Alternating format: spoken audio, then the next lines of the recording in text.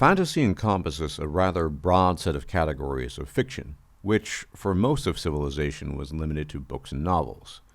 These days, fantasy can be found in virtually every medium of entertainment: books, games, movies, both on and off screen, and even in the acting out of pen and paper role-playing games. Fantasy and fiction abound. The authors who create fantasy and fiction grant us a portal into their minds, and this allows us at times to understand the thought processes that guide both the creation of their worlds and the motivations behind said creation. This is true of individuals, and more broadly, it is also true of the differences that exist in how men and women weave fiction and fantasy, as well as how they interpret these things. Because just as trends in the real world can be observed as they pertain to the sexes, so too can they be in the worlds created and interpreted by the sexes. What do I mean by this? One common and well-underpinned observation that has been reified and consolidated in research again and again is that men and women have, on average, different interests. This is backed up by reliable data. What is meant by interest here is the spheres of life that most concern them and drive their activities. So it is far more common, for example, to encounter a female social worker, kindergarten teacher, child psychologist, or nurse than a male one. And likewise, far more common to encounter a male electrician, physicist, coder, or auto mechanic than a female one. This should come as no surprise given the very different and divergent evolutionary routes men and women took in response to reproductive selection pressures. Men and women make different choices, have different interests on average, and when it comes to how those interests manifest themselves, they are seen in the types of jobs, hobbies, games, and yes, even the type of fiction they tend to enjoy and create. And I will in due time be addressing fantasy and other worldly fiction. But let us begin, for the moment, with an examination of one of the most important female writers of fiction in the 19th century, Jane Austen. Admittedly, nothing she wrote was anything remotely of the fantasy genre, but she offers very important insight into the psychological priorities of a female writer's psychology and creative drive. Jane Austen penned 6 novels: Sense and Sensibility, Pride and Prejudice, Emma, Mansfield Park, Northanger Abbey, and Persuasion. Without a single exception, each of her novels is about marriage, relationships, romantic feelings, and social interaction. They are period pieces, to be sure, but the period is far less salient than the topics she addresses. And as I will argue later, the setting is also far less important than the occupants of said setting. Inevitably, her novels tell the tale of women of slightly different ages falling in love, flirting, marriage prospects, and more broadly, social relations. In a nutshell, well-written, historically mediated soap operas that mostly resonate with a female audience, written by a female author. There are a few observations to make here. The setting is incidental, not integral. The characters are integral, inasmuch as they are the necessary gears that make the novels grind and wind, but despite that, the theme remains monotonously the same: marriage, social relations, and family. Finally, it should be noted, Jane Austen's works were largely inspired by the events of her actual life and the things she observed in late 18th century and early 19th century England. So there is something inherently imitative and self-projecting about her work. Now, as I said, Jane Austen was not a writer of fantasy-fueled fiction, but the themes she treats and her psychological motivation for writing the books she wrote is very suggestive of female interest in psychology. Sometimes the difference between male and female interest can be described as an interest in things, in the case of males, and people, in the case of females. And despite the seeming simplicity of such a breakdown, the general trend informs us about much of what goes on in the creative process of bringing to life fiction and fantasy, because things as a term implies far, far more than they would seem to be. Things can potentially encapsulate everything. Just think about the phrase, all things. There's an implication there that tells us that everything is included in that: people, animals, the world, and yes, the more traditional objects we call things. By contrast, people just means people. A person or people can only mean so much and encompass so much But things can, both figuratively and literally, be everything. Hint the English word everything. This will be important going forward in explaining the very different approaches towards the fantasy genre as they exist between men and women. And a good way of looking at this is to compare the idea of the Earth as a fantasy world and its relationship to things outside of itself. Imagine a fantasy Earth setting, which is at once geocentric and another that is heliocentric, and think about how the world itself, as well as its inhabitants, would be affected. In a geocentric fantasy Earth, the events and happenings in the world would be likely hyper-personalized, and to the extent that there were phenomena external to human drama, it would be coincidental and only relevant to keep the human chattering going.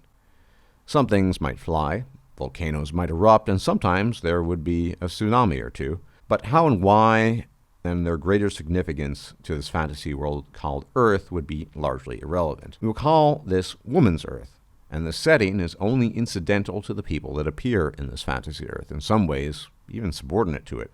Contrasting that, what then would a heliocentric fantasy Earth look like?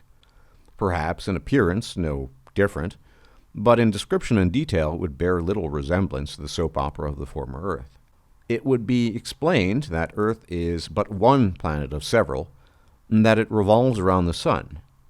Many of the observable phenomena on this Earth would be subject to a thing called gravity, where gravity is defined as the universal force of attraction acting between all matter. It controls the trajectories of bodies in the solar system and elsewhere in the universe, and the structures and evolution of stars, galaxies, and indeed the whole cosmos. All matter, and consequently all living things, are subject to its power. On Earth, all bodies have a weight, or downward force of gravity, proportional to their mass, which Earth's mass exerts on them. Gravity is measured by the acceleration that it gives to freely falling objects. Every object in the universe that has mass exerts a gravitational pull, or force, on every other mass. And the size of the pull depends on the masses of the objects. The sun's gravity pulls on the planets, just as Earth's gravity pulls down anything that is not held up by some other force, and keeps its inhabitants on the ground. More massive objects produce a bigger gravitational pull than the lighter or smaller ones, and thus within the solar system, the sun exerts the strongest gravitational pull. The wizards of this fantasy Earth would be described as working within this limitation, and the magic used would be called science. Its artifacts, such as planes and other feats of engineering, would necessitate an understanding of gravity, among other things. There would still be human drama, and much of a story that took place on such a fantasy Earth could be human-focused, but the world-building and understanding element would not be peripheral to the human drama. Rather, it would be integral, because any such human drama would ultimately be dependent on the forces of the universe that make the Earth go round, gravity and otherwise. Magic could be subdivided into physics, chemistry, and biology, and the specialist mages would pursue these fields individually at times. This would be more akin to a male vision of creative fiction of a fantasy Earth. Now let's take the time to examine some fictional and fantasy settings. Take Frank Herbert's Dune, where the main plot element of the universe of Dune is the spice melange. Virtually everything that goes on in the books is dependent upon the substance. The politics, the technology, the social interactions, and of course the conflicts. Human drama occurs, but ultimately it is a complement, and it's sometimes even subsidiary, to the spice melange. Spice melange, or as it is more commonly referred to as the spice, is a naturally produced awareness spectrum narcotic that forms a fundamental block of commerce and technological development in the known universe, and has for millennia. The spice originated on the planet of Arrakis. It was produced deep beneath the sands.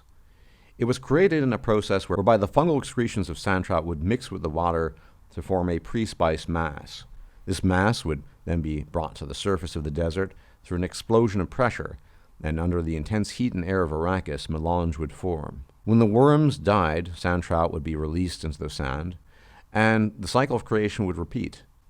And in the books, melange has become the single resource that was capable of creating or destroying an entire empire. And as a consequence, the planet Arrakis has gone from being a distant, poor, and unimportant desert world to a greatly prized territory. And spice collection itself is often hindered by the aggressive, dangerous, and territorial sandworms, and by the guerrilla tactics employed by the so-called Fremen, who represent humans who have adapted to the climate of Arrakis and who resent the presence of off-worlders, especially those called Imperial agents who harvest the spice for themselves.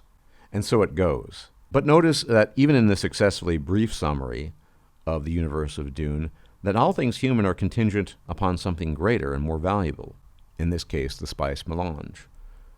Or not even a novel or a series of books, but the entire lore and world building behind anything that takes place in the Dungeons and Dragons universe and its derivative worlds.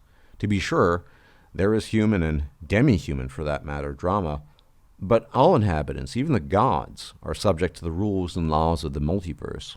All affairs, whether divine or mortal, are dependent on a greater set of rules being in operation. The Outer Planes, for example, are the home of many gods, but even gods can wither if given insufficient worship and be ejected from their homes.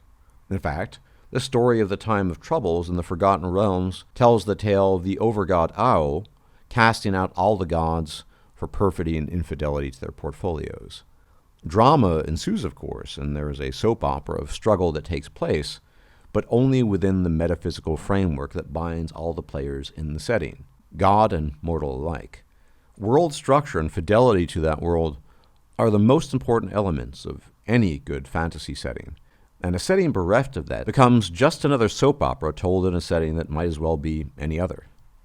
And enter the Netflix Witcher series. And a fair warning, there are some spoilers ahead, and I do not intend to cover every aspect of the series, and the details necessarily, but rather point out the less than honest intentions behind the series, that the series was created by an attempt at self-projection rather than honest interpretation. And despite its claims to being true to the books and the setting, the first criticism that can rightly be leveled at the series is the extremely limited exposition of the world of The Witcher itself. What is the thing or mechanism that holds the Witcher universe together? I would argue that it is nothing other than the conjunction of the spheres itself, that monumental and world-changing event that took place long ago. And to quote an official entry, a cataclysm which occurred 1,500 years ago, trapping in our dimension many unnatural creatures, including ghouls, graviers, and vampires. These beasts have no ecological niches of their own, and are merely relics of bygone times. According to elven lore, humans arrived during the conjunction, their own world having been destroyed. These human ancestors learned how to harness the power of primordial chaos, and thus the first human wizards were born. Looking for a place in the world, the humans took up arms against the elder races, who were unable to withstand the barbarians and ultimately surrendered. And this is how humans came to rule the world. Everything of any importance in the Witcher universe, whether present in the novels, the games, or film adaptations, necessarily hinges on the conjunction of the spheres. Without it, there are no Witchers, and without Witchers there is no Geralt. The conflicts between elves and humans, the presence of sorcerers and sorceresses, all this necessarily hinges on this event called the conjunction of the spheres, and this receives absolutely minimal exposition in the Netflix series. A few brief lines at best. One would think that this would have been treated with greater care and detail, but it was not. Recall that in proper world building, the centerpiece is always there, always present, such as in the spice melange of the Dune universe. Such things drive the plot, and humans and mortals are subject to them. Instead of exploring the world and creating a proper backdrop with the necessary world building, what you get is a lot of soap opera-style drama, coupled by a multitude of woke takes and the extremes of histrionic navel-gazing, mutterings about the stupidity of a male tradition by a female monarch, the exposition of women being the poor vessels of men fit only for childbirth, and the lamentations of a Yennefer who secretly wants children but cannot, due to a magical beauty operation, endure to improve her looks. The vast majority of mages, by the way, are infertile due to their magical nature itself, or at least that's how the lore goes, not some arcane beauty operation. And here we see the over-personalized element. And what of the cast itself? Now, Henry Cavill makes a valiant effort to play Geralt of Rivia, one that a fan could only appreciate. But despite this, Cavill could not save the series. For one thing, Geralt was never intended to be a pretty boy or a Chad of any sort, someone whom women froth at the mouth over. So the question must be asked, Why was he cast, and why was it explicitly stated by the series creator Lauren Hisrich that she wanted Cavill at all costs? And why, by way of comparison, is almost without exception not a single member of the female cast comparatively attractive, or the female equivalent of a Henry Cavill? Science may well have some answers to this question. Let's have a look at a publication titled, "Are Good-Looking People More Employable?" Quote, "More recently, Luxon and Van de Viver conduct 3 decision-making scenarios in which participants read a job description and rate the likelihood that they would hire each of a series of mock applicants based on their photos. Attractive candidates are rated higher on average than unattractive candidates. But when females assess female applicants, they rate unattractive women more highly. In their second study, the authors distinguish between jobs in which the degree of contact between the hired applicant and the assessor is high or low, and find that the female bias against attractive women is restricted to the high contact condition. The authors replicate their second study on 51 human resource professionals and find that female assessors in the high contact condition give low scores to female applicants regardless of their attractiveness. The authors invoke sexual selection theory and intrasexual competition to explain their findings. Acta et al. Presents subjects with 1 or 2 decision-making tasks, rating candidates for a scholarship or for a job. When the subject and the candidate are of the same sex, the attractive candidates are rated lower than the moderately attractive candidates by male assessors, and lower than both the moderately attractive and unattractive candidates when rated by female assessors. So here we have a very probable working mechanism of explanation for virtually the entire female cast of the Witcher series.